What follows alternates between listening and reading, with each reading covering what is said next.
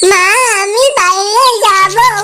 ভাল্লুকে ধরবে, বাঘে নিয়ে যাবে, সিংহে খেয়ে ফেলবে, বাইরে যেতে হবে না।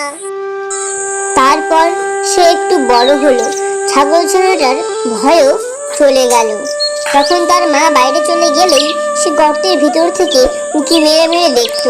একদিন সে একেবারে গর্তের বাইরে চলে গেল।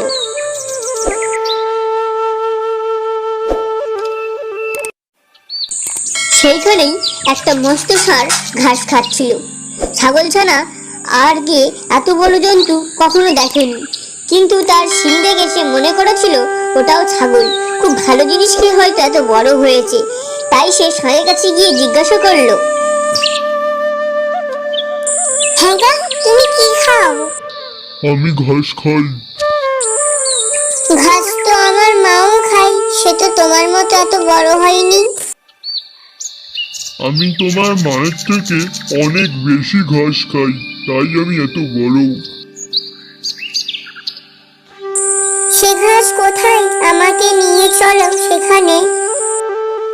একথা শুনে ষাঁড় তাকে নিয়ে গেল। সেই বনের ভিতরে খুব চমৎকার ঘাস ছিল।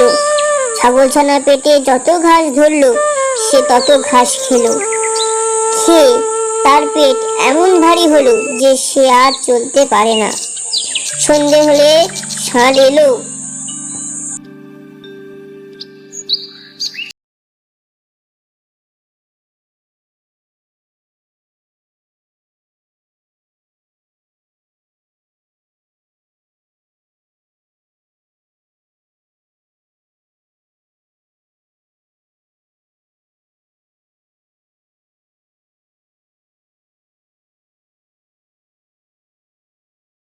একটি গর্ত দেখতে পেয়ে তার ভিতরে ঢুকে রইল।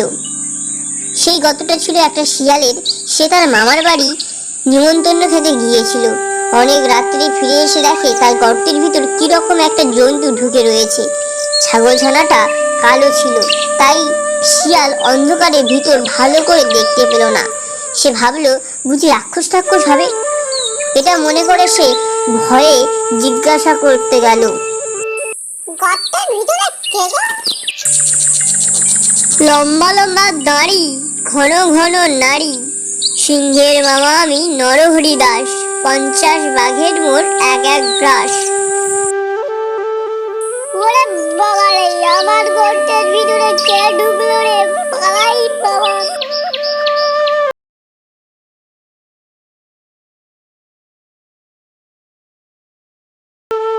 কি ভাবলে এই গেলে, আবার এক্ষুনি এত ব্যস্ত হয়ে ফিরে এলে যে?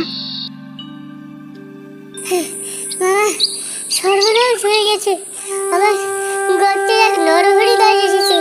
সে বলে কিনা সে 50 বাঘের তার এক গ্রাস। বটে, তার এত বড় স্পর্ধা। চলো তো ভাগ্নে, তাকে দেখাবো কেমন 50 ভাগ তার এক এক ঘাস। আমি আর সেখানে যেতে পারবো না।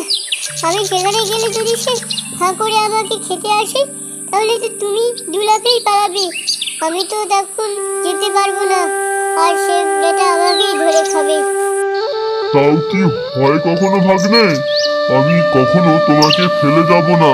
তাহলে আমি তোমার সঙ্গে সঙ্গেই যাচ্ছি। আমি কিন্তু তোমার পেছনেই থাকবো। তেমনি করে তারা দুজনই শিয়ালের গর্তের কাছে এলো। ছাগলছানা দূর থেকেই তাদের দেখতে পেল এবং তাদের উদ্দেশ্যে বলল, দূর হতভাগা, তোকে দিলাম 10 বাঘের করি, এক বাঘ নিয়ে এলি লেজে দিয়ে দড়ি। ওরে বাবারে বাবা, গেলে পালাই বাবা, জীবনটা বুঝি যাই, পালাই পালাই বাবা, পালাই পালাই পালাই বাবারে বাবারে বাবারে।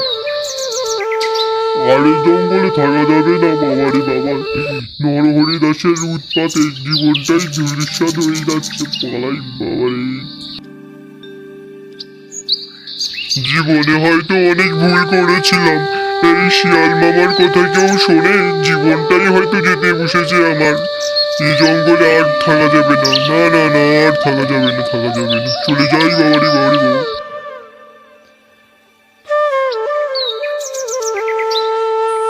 মামা আমাকে ছেড়ে চলে গেল। আমার যে কি ব্যথা লেগেছে কি বলবো। মামা চলে গেলে আমায় ছেড়ে মামা। এরপর